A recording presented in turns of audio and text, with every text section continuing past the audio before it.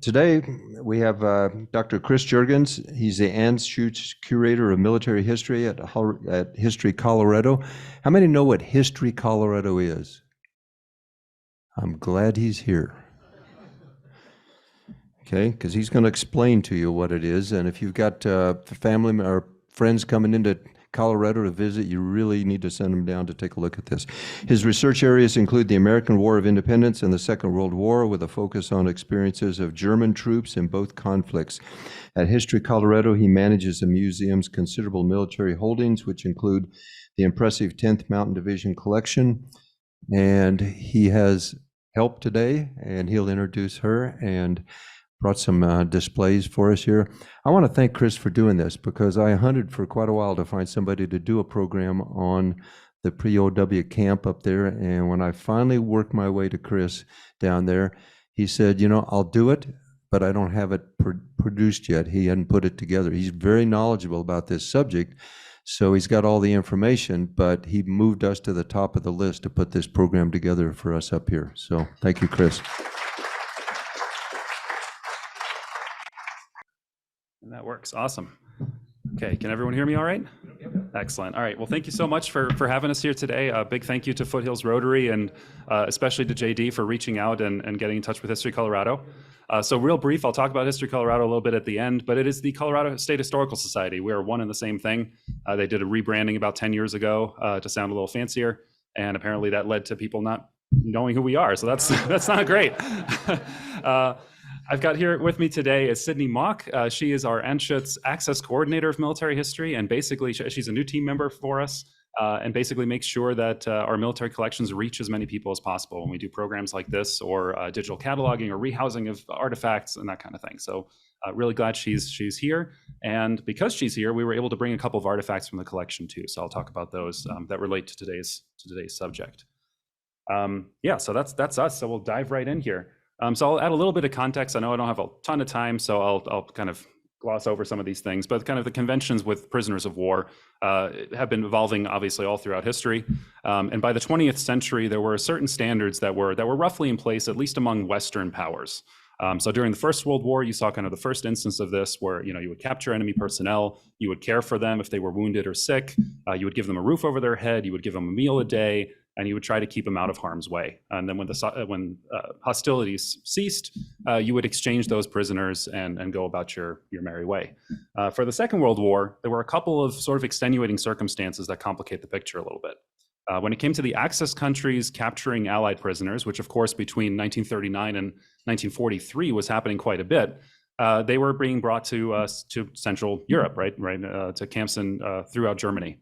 But unfortunately, this of course did not remove those prisoners necessarily from the front lines of combat, because it was no longer the First World War, and we had things like strategic bombing to worry about. And if you've ever read Vonnegut's Slaughterhouse 5, you know the danger that some of these prisoners were in German POW camps. For the Allies, they had a different problem. First of all, they weren't capturing enough prisoners early in the war. They were kind of losing their way through Western Europe, Northern Europe, North Africa. And it's only in 1943 that you have the first instance of massive surrender of Axis troops that the Allies had to deal with. So that was the defeat of the Afrika Korps of Erwin Rommel in North Africa. And suddenly the Allies were confronted with a problem, and that problem was 277,000 POWs.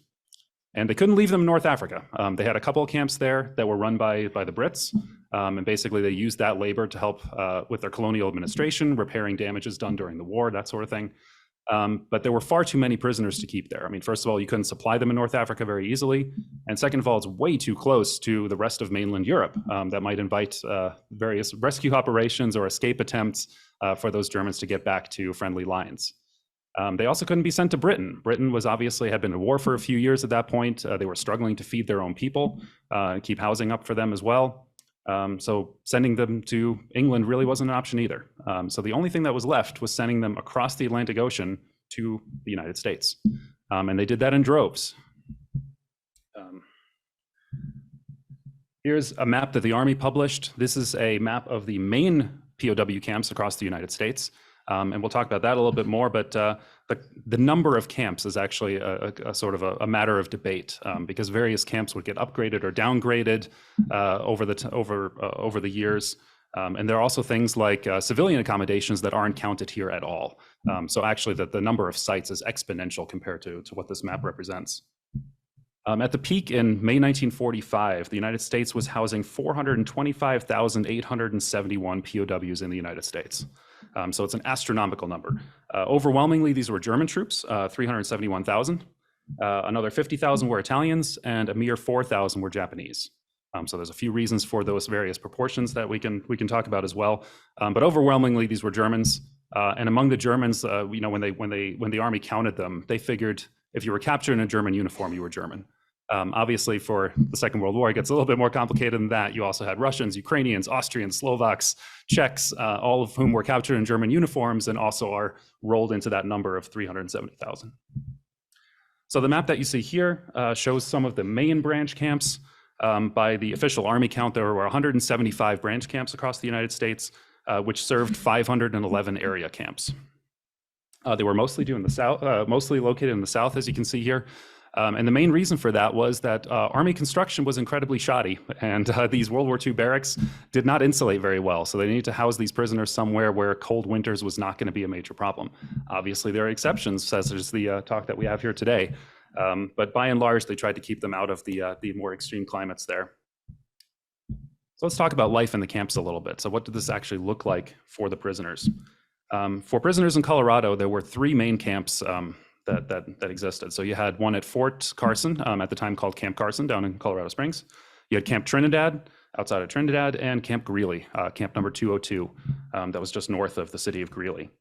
The main camps in the beginning tended to be located near military installations. And the idea was that military installations already had some housing available, and they also had significant security measures to take advantage of.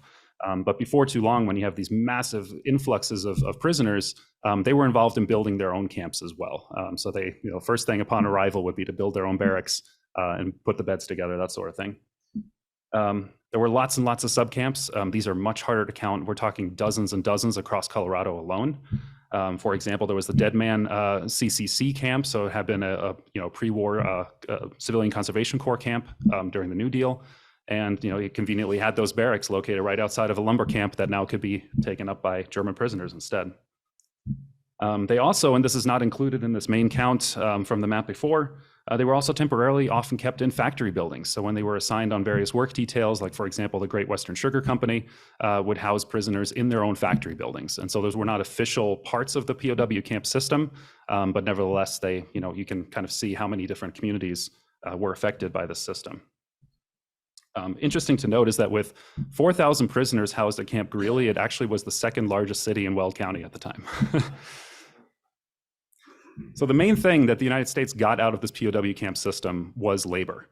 So obviously, the war was at its height in 1943. Lots of young men were off fighting in the Pacific and in Europe, and there were massive labor shortages, especially in farming, as the sons were off fighting.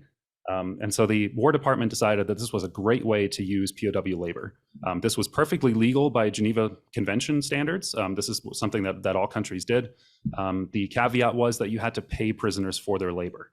But they couldn't refuse to work. We'll talk about some strikes and things like that too. But they had to pay them. And prisoners housed in the United States would get a daily allowance of 10 cents, and then they would be paid 80 cents for a day's work.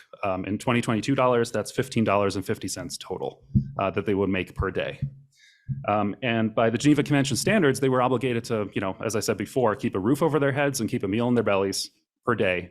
But that's pretty much it. So everything else, think about, toothbrushes, toothpaste, extra clothing, cigarettes, stationery, whatever else they would have to buy from the camp commissary. And the only way that you could do that is to earn money by going to the various workforces. It's interesting to note, and there's a few reasons for that. They were not paid in actual US currency. They were paid in special camp currency that was only good at the commissary. So it's sort of like a company store. Actually, let me go back here. So some of the various labor that you can see here. So they would do things like they would repair roads. They would, sugar beet harvesting. They would do wheat harvesting. Harvest time was a really busy time for these laborers. Some of them were skilled laborers, so they would get some more complex jobs. But by and large, it was sort of just day laboring. And basically, companies would have larger contracts with the U.S. Army and with the War Department, but farmers could rent out squads at a time. So the local POW camp would have a list of, who was available, and you would hire 10 prisoners and a guard, and then you can use them on your farm that day. So the Army pretty quickly figured out that happy prisoners make for a happy camp and make for fewer disciplinary problems. So the Army actually encouraged the soldiers to, or the prisoners to find ways to, engage in recreational activities. The single most popular thing was sports. They hosted tons and tons of various tournaments, usually soccer, but as you can see here too, some of them tried their hand at baseball. That's actually a prisoner at Camp Trinidad, so he's got a little CT logo there that they made for the jersey.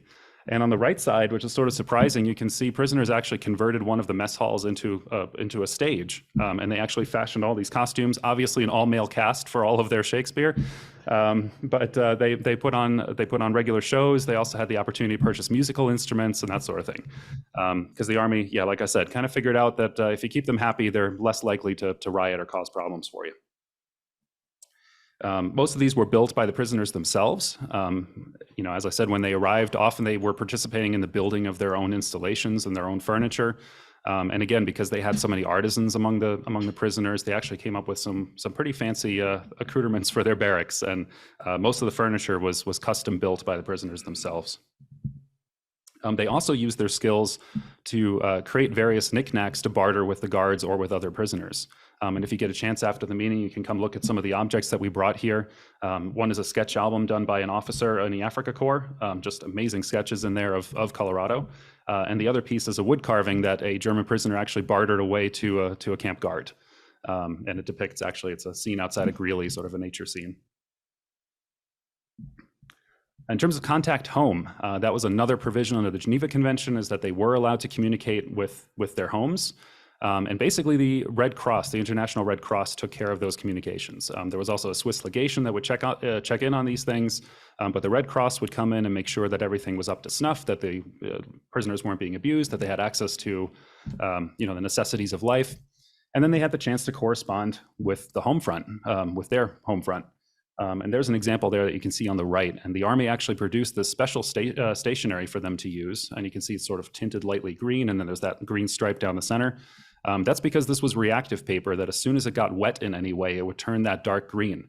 And basically it was designed to keep the Germans from trying to send back any secret messages. I mean, think like lemon juice on paper, that sort of thing. It's not clear if this actually worked. We know that quite a few secret messages got back anyway about life in America. But the Army at least did its best to try to keep that under control. Obviously, these were also passed by censors and that sort of thing. On the other side there on the left, you can see the document that was sent to German families from the German Red Cross that would inform them of how this process works. Once they've been informed that their son's been captured by the enemy, what are the next steps here? How can you keep in touch with them? How can you make sure they're in good shape? Unfortunately, there was also some bad parts at these camps that we need to talk about, and some of those were kind of the biggest press incidents for German POWs in the United States. So you had some shootings, some lynchings, some prison breaks, but it's important to note that actually, considering that there were 425,000 enemy troops here, the number of these negative incidents was actually very small. So that's pretty remarkable that they managed to keep that under wraps. So the first one is escapes. I didn't have a good picture for this, so that's Corporal LeBeau from Hogan's Heroes. It's close enough. They actually did have some tunnel systems that prisoners tried to dig in various camps. There was a huge one in Camp Trinidad that they did not find for a very long time, because whenever the escapees were caught again, they refused to reveal, or they made up stories about how they got out of the camp. So it took a very long time before they found what is a 5-foot, 150-yard long tunnel. So they tried various things. They had just under 3,000 successful escapees, in the sense that they managed to get past the wire. Most of those were Germans. 2,222 of them were Germans, 604 were Italians, and only one Japanese ever successfully escaped. And all but one of these escapees was recaptured. And the one, I'll just real briefly give you the outline there. It's a fantastic story. He was in a prisoner of war camp in Texas. He was actually due to go home, but part of the arrangement that the Western powers had made with the Soviet Union is that any German soldier whose hometown is in the Soviet zone of occupation had to be sent back there. So that meant that these soldiers were facing life under Soviet domination. And so this particular prisoner didn't want to do that. He would rather stay in the US. So rather than take his ticket home, he escaped from his prisoner of war camp. And he was on the FBI most wanted list for decades. And it turns out he took on a new identity. He lived in Florida. He got married, had a family, and turned himself in like 1985 or something like that. And the FBI said, yeah, we don't care anymore. And funny enough, he actually then retired in Boulder, and he passed away here a few years ago. So most of these escape attempts were wildly unsuccessful, and most of that was due to the geography of the United States that the kind of a Central European can't really comprehend. I mean, modern day Germany or the United States is 27 times larger than modern day Germany. So it's like the size difference is enormous. So for example, there was a secretary working at Camp Greeley, Helen Stansbury, who related that she heard about a POW who jumped off a truck on his way from Greeley to Camp Hale. And he was caught when he walked into a store and asked for directions to New York. Like they just had no conception of the distances involved here. And there was another one from a POW camp up in Wyoming where they managed to escape, and they walked all day for 3 days and then walked into a town and said, where are we? And they said, Wyoming. So after 3 days of walking, they were still in the same state. So that sort of thing happens. By and large, the American authorities were pretty lenient when it came to these kinds of escape attempts. There were a few disciplinary actions they could do. Usually was punishment 30 days bread and water, and they were kind of jailed in a jail that was separate from the prison camp. But actually, I'll just read this quote for you. Here was a German who recalled that. So. He was caught, and he was received back in the camp by the American XO, a man named Fisher, who spoke German and often chatted with us prisoners. I knew him well. Why did you do this to me? He asked me. To me, a friend. Why did you do it? The punishment for escapees was 30 days on bread and water, but the camp prison was not too unkind. Most of the time, the doors of the cells were left open. We walked around the interior of the prison and chatted. The guards were rather accommodating in all. I spent 111 days in jail while he was a POW. So pretty remarkable, but clearly didn't dissuade them too much. And actually on that note, I mean, that's another disciplinary problem the Army had, is that these German soldiers, this is kind of a cultural thing, but they were pranksters. They loved pulling pranks on the guards that were mostly innocent, but the guards didn't really know how to react to this, right? I mean, there's language barriers, there are cultural barriers. So for example, at some point they were, a prison detail was assigned to retile a roof on a barracks building. And they figured out that the roof tiles were of slightly different shades. So they tiled a swastika into the roof to poke fun at the guards. But the guards caught them when they were just laughing so hard at what they had done. But they got punished with 14 days bread and water for that. Probably the biggest and most controversial piece of kind of high-profile news coming out of the camps was an incident that came out of Camp Hale. So Camp Hale, as you might know, was the training grounds of the 10th Mountain Division during World War II. If you want to hear more about that, that's what I talk about 90% of my workday. But Camp Hale, was an active military installation. They had a small sub-camp from Camp Greeley that housed about 200 German prisoners. So they were doing maintenance work up at Camp Hale, nice and remote. They had various tasks there. And there's one little known part of the history of Camp Hale. There was another unit assigned up there in addition to 10th Mountain. So 10th Mountain, famously was at the beginning anyway, like an all-volunteer unit. They were super gung-ho about the war effort. The other unit that was up there was called the 620th Engineer General Service Company, which is a pretty innocuous name. But basically the Army, when they instituted the draft in 1940, and then as the war progressed, they had lots of soldiers who were technically physically fit for military service, but were culturally or politically unfit to serve in the Army. So in particular, this would be German sympathizers. And one of these guys, and so they would put them in these kind of special units like this service company. And so they would do various tasks around the camp too, but they absolutely wanted to keep them separate from any kind of combat unit. They certainly didn't want to send them overseas because they figured they might sabotage the American war effort. So in particular, the story centers around one member of that company, Dale Maple. And Dale Maple was actually, he was he graduated first in his class in high school. He graduated cum laude from Harvard. He got kicked out of Army ROTC when he started singing Nazi songs at the meetings. So that wasn't great. But he had never been to Germany. But he learned German in high school, and he somehow became infatuated with the Nazi party. And so he was considered politically unreliable and couldn't serve in a combat unit. So he was assigned to this company, and it wasn't too long before he was befriending the German POWs up there. And he actually arranged for a vehicle, he arranged for some civilian clothes, and he managed to help 2 prisoners escape. They all got changed into civilian clothes, and they drove that car all the way to Mexico. In Mexico, they were picked up by the Mexican police, who actually thought they were escapees from a camp in Texas that they had just heard about. So they turned them over to the cops in New Mexico. They figured out quickly that they weren't actually from Texas, they were from Colorado. And they figured out shortly after that one of the 3 wasn't actually German, that he was an American citizen, and worse than that, he was a private in the U.S. Army. So this was a pretty big deal.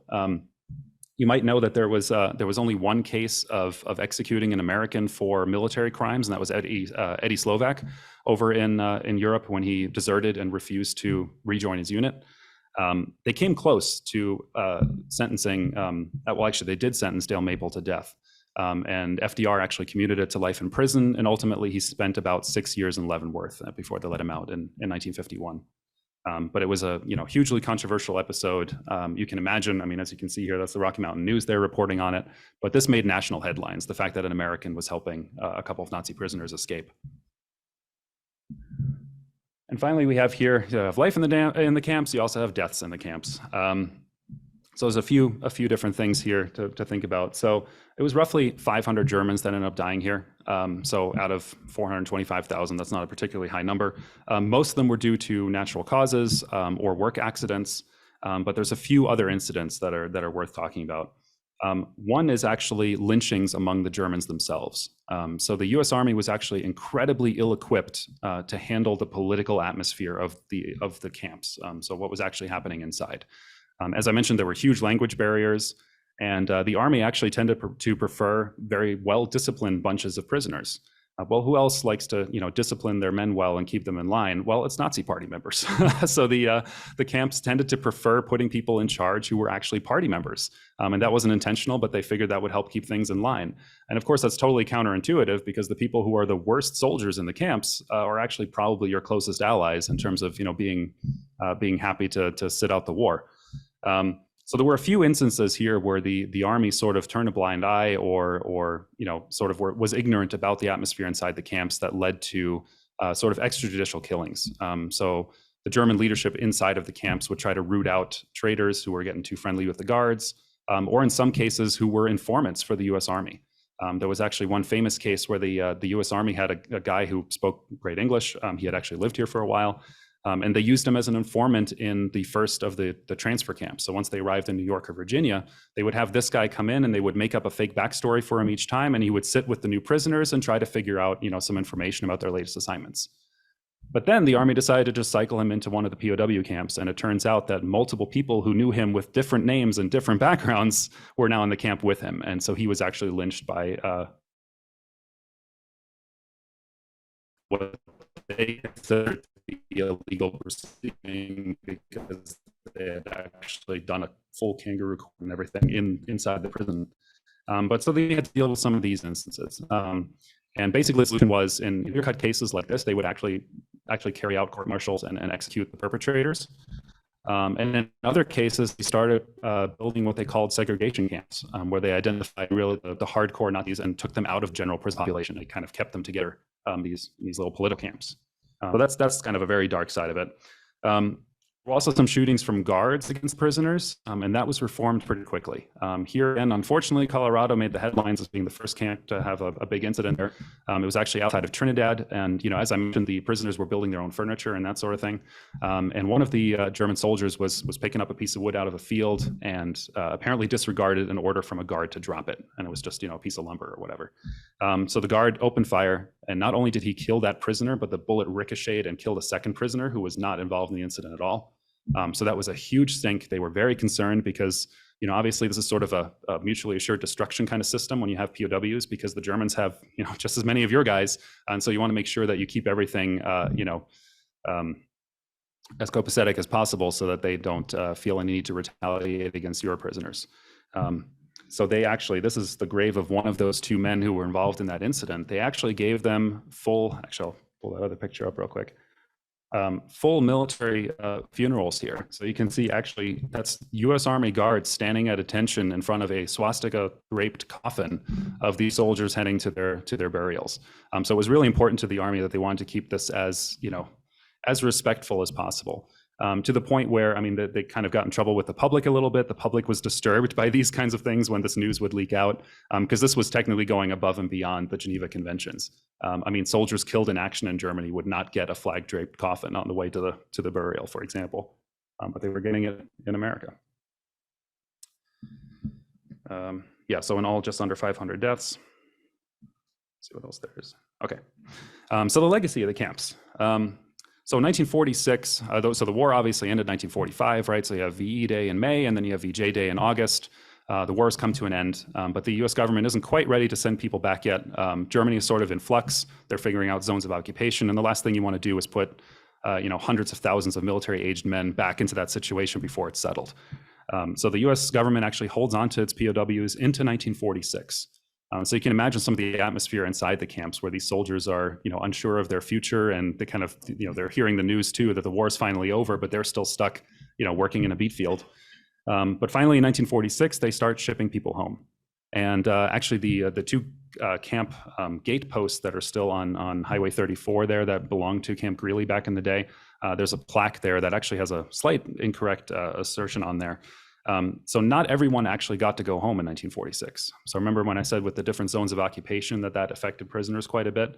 If you were in an American zone of occupation, so Southwest Germany or Southeast Germany, you were good to go. You could, in 1946, go straight home, rejoin your family after not having seen them for a few years, and start your new life in occupied Germany. But if you were in the French sector or the British sector, or God forbid the Soviet sector, you were in for several more years of prison labor.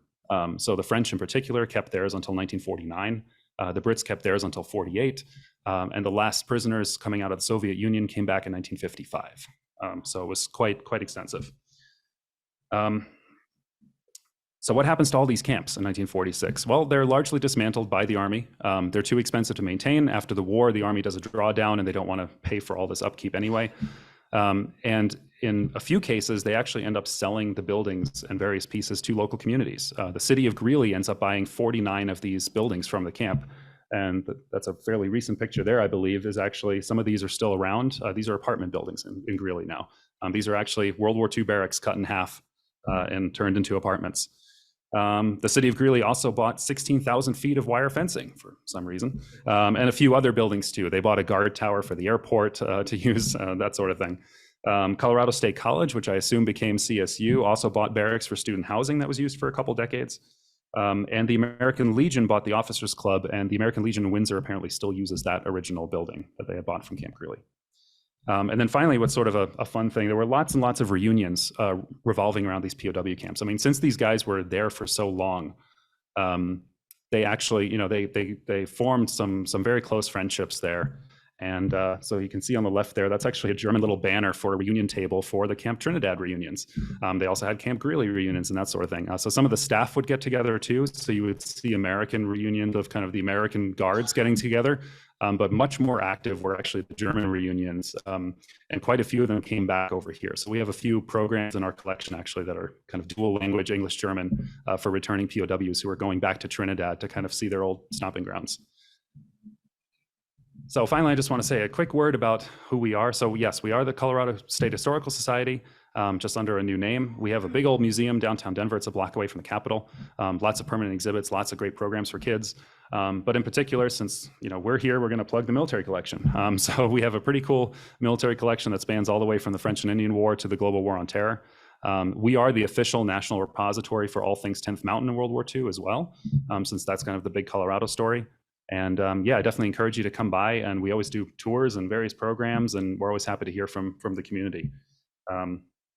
And finally, yeah, we brought a couple of artifacts for you to check out here too. So definitely, if you want to take a look afterwards, you can go see Sydney and hear more about those. And finally, we've got some time for Q&A.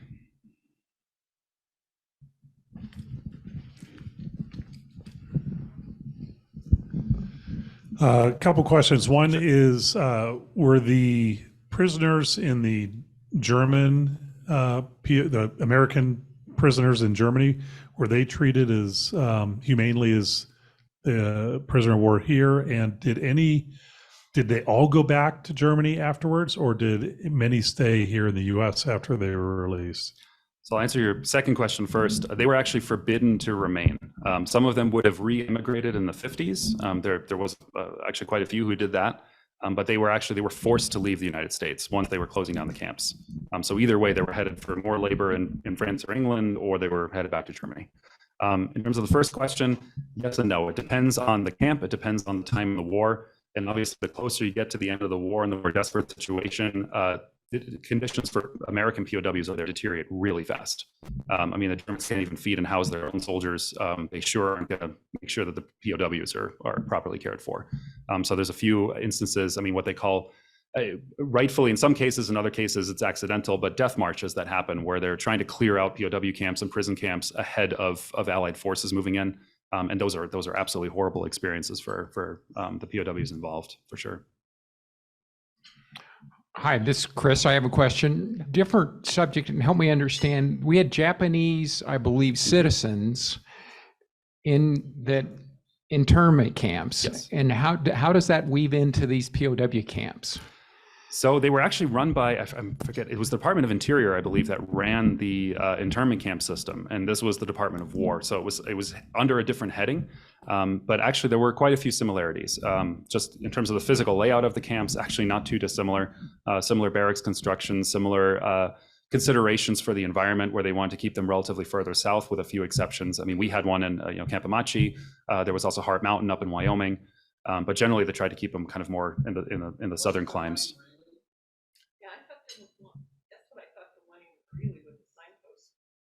No, that's a POW camp. Yeah. No, Amachi is, where's Amachi? It's further southeast. Yeah. Lamar. Yeah. Yeah. Mm-hmm. Yeah. Mm-hmm. Yeah, and the Japanese internment, so that affected, they had what they call the zone of exclusion on the western coast. And so at first it extended like 10 miles into the coast, and then it was 100 miles. But any families of Japanese descent who lived within that exclusion zone, those were the ones who were relocated to those camps. So actually I had a question before we started from someone about the Japanese American communities that were here in Colorado, whether those were related to the camps. And to my knowledge, no, those were actually independently, had immigrated to Colorado before then. Because the Coloradans were all Pacific coasters who came, the camp internees were all Pacific coasters, not natives to here. A couple questions. One, with all the communication that was available for the prisoners here to their families, 450,000 people, was there an indication that they were kind of good? Yeah, I mean, they were prisoners of war. They're in the middle of nowhere. A few escaped just because, but that number, were they like in their communication going, hey, we got a pretty good deal here. We don't have to go back to war. And there it depends. I mean, obviously always on the individual prisoner, but also on the time of capture.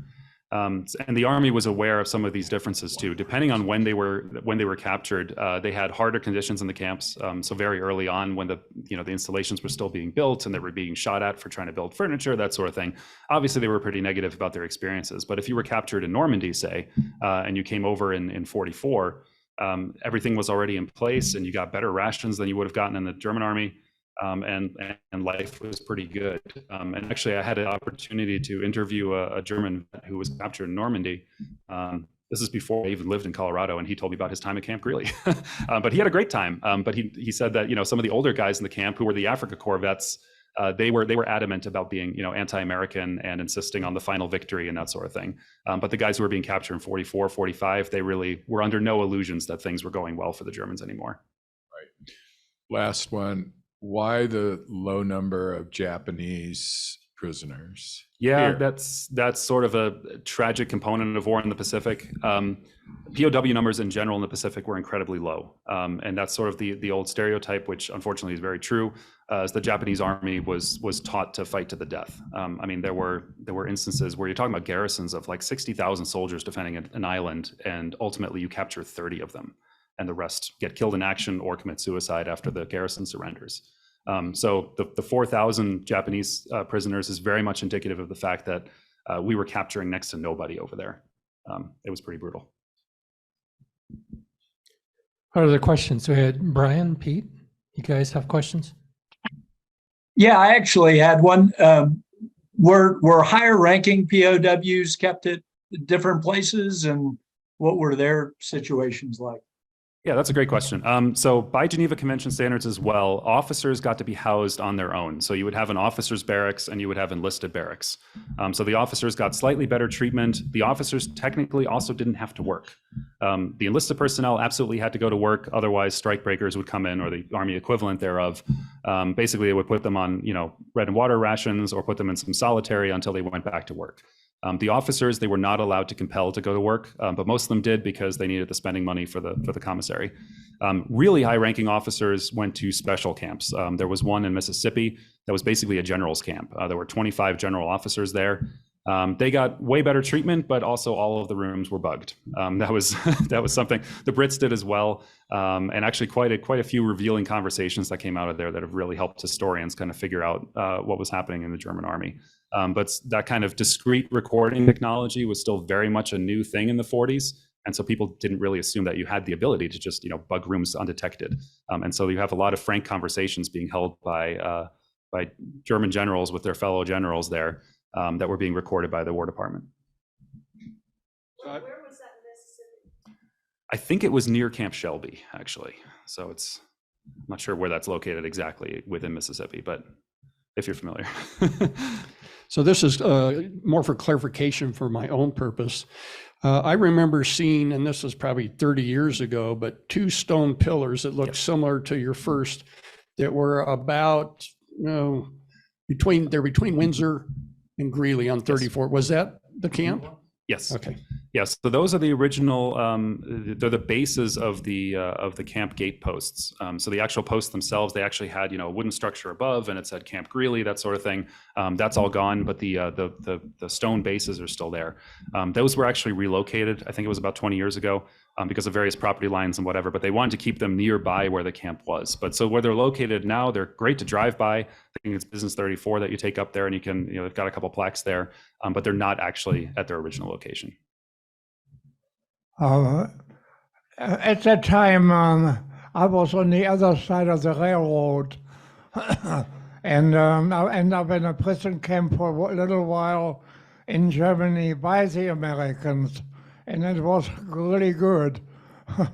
And for cigarettes and chocolate and this kind of things. Plus, they wanted to know where I could find some relatives in Germany.